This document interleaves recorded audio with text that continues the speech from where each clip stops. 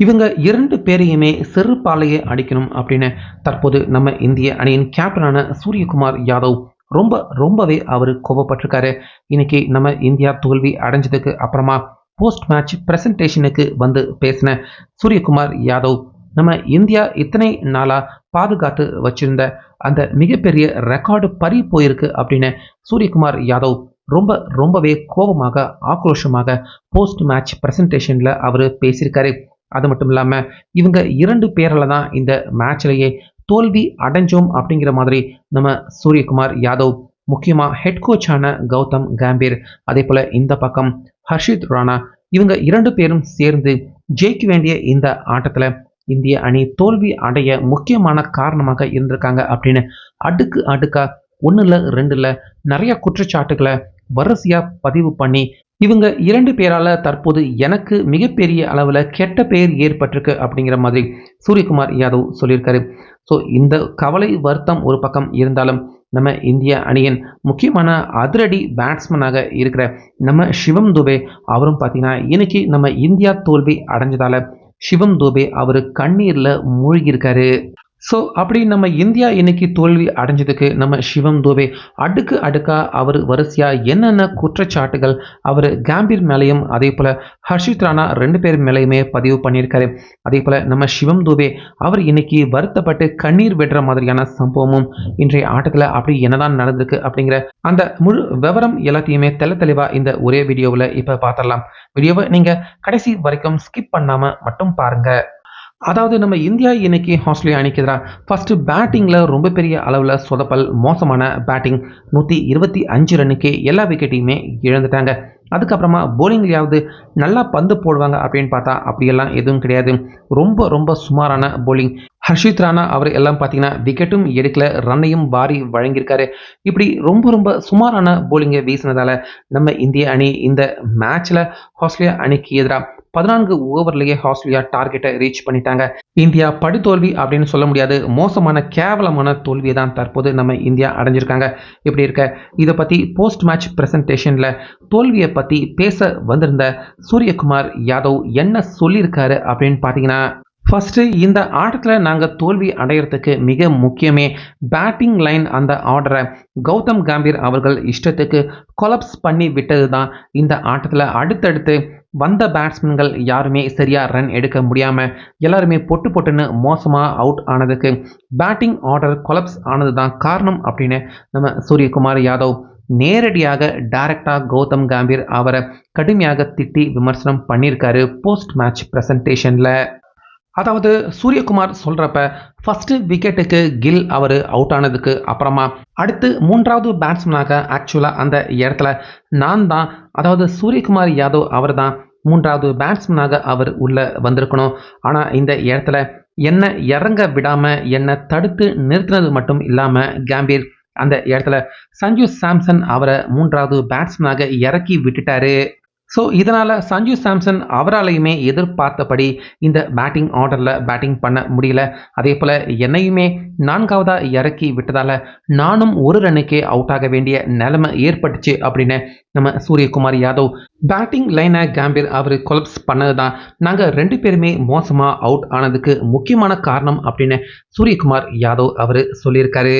So இந்த பிரச்சனை இதோட முடிவடையலை. 4வது இடத்துல இறங்க வேண்டிய திலக் வர்மா அவரை 5வது இடத்துல இறக்கி விட்டதும், அதே போல் 5வது இடத்துல இறங்க வேண்டிய சிவம் துபே அவரை தூக்கி 7வது 8வது இடத்துல தூக்கி போட்டதும் இது எல்லாமே அப்படியே மாறினதால அடுத்ததாக வந்த அக்ஷர் பட்டேல் அதே போல் சிவம் துபே இவங்க எல்லாருமே அவங்களுடைய பேட்டிங் ஆர்டர் தலைகளாக மாறினதால இவங்க யாராலையுமே சரியா பேட்டிங் பண்ண முடியல அப்படிங்கிற மாதிரி வருத்தப்பட்டு நம்ம சூரியகுமார் யாதவ் போஸ்ட் மேட்ச் பிரசன்டேஷனில் நம்ம இந்திய பேட்டிங் லைன் ஆர்டர் எல்லாமே இந்த மேட்ச்சில் தலைகளாக கம்பீர் அவரால் மாற்றப்பட்டிருக்கு. மாற்றி அவர் எல்லாரையுமே தலைகளாக இறக்கி விட்டது தான் இந்திய அணி சொற்ப ரன்னுக்கு 125 ரன்னுக்கு எல்லா விக்கெட்டையுமே இழந்துட்டாங்க. இதுதான் இந்த மோசமான பேட்டிங்க்கு காரணம் அப்படிங்கிற மாதிரி நம்ம சூரியகுமார் யாதவ் கௌதம் கம்பீர் அவர் மேலே நேரடியான குற்றச்சாட்டை பதிவு பண்ணியிருந்தாரு. அதே போல ஹர்ஷித் ராணா, சிவம் துபே அவருடைய அந்த பொசிஷன்ல அவர் களம் இறங்கி 33 பந்துக்கு 35 ரன்கள் அவர் என்னதான் எடுத்து கொடுத்திருந்தாலும் அந்த நேரத்துக்கு இந்திய அணியின் ஸ்கோர் அதிகமாக உயராம போனதுக்கு ஹர்ஷித் ராணா அவருடைய மோசமான அந்த ஸ்லோவான பேட்டிங் காரணம் அப்படிங்கிற மாதிரி சூரியகுமார் யாதவ் இந்த இடத்துலையுமே கம்பீர் அவருடைய அந்த செயல்பாட்டை திட்டி தீர்த்திருக்காரு. இது எல்லாத்தை விட தொடர்ந்து ஒவ்வொரு மேட்ச்லையுமே நம்ம இந்தியா விளையாடுற T20 எல்லா ஆட்டத்திலையுமே தொடர்ந்து ஹர்ஷ்தீப் சிங் அவருக்கு அநீதி இழைக்கப்பட்டுக்கிட்டு இருக்கு அப்படின்னு அந்த விஷயத்தை பற்றியுமே சூரியகுமார் யாதவ் பேசியிருக்காரு.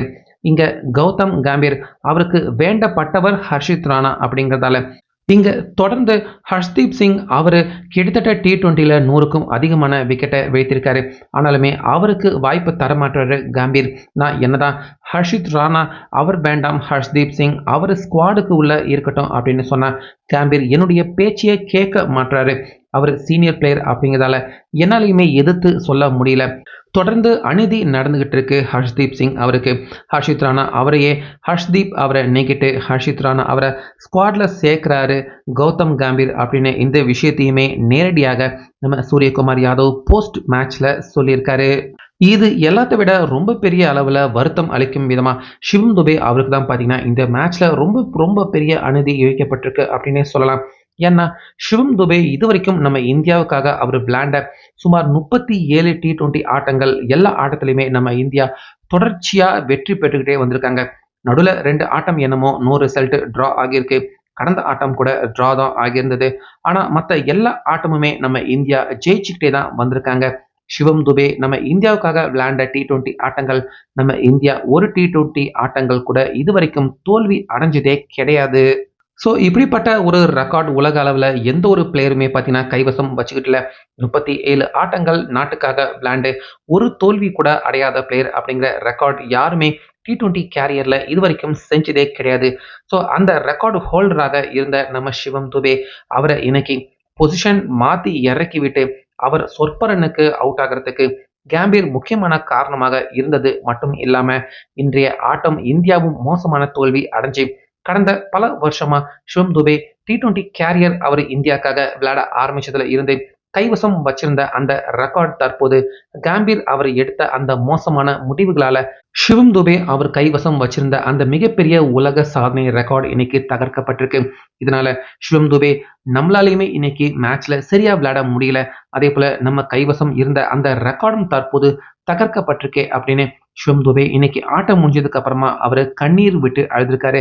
ஸோ இதை பார்த்த சூரியகுமார் யாதவ் அந்த பக்கம் ஹர்ஷித் ராணா அதே போல கம்பீர் 2 பேருமே இன்னைக்கு இந்தியா தோல்வி அடைஞ்சதுக்கு அப்புறமா 2 பேருமே பேசிக்கிட்டு இருந்திருக்காங்க.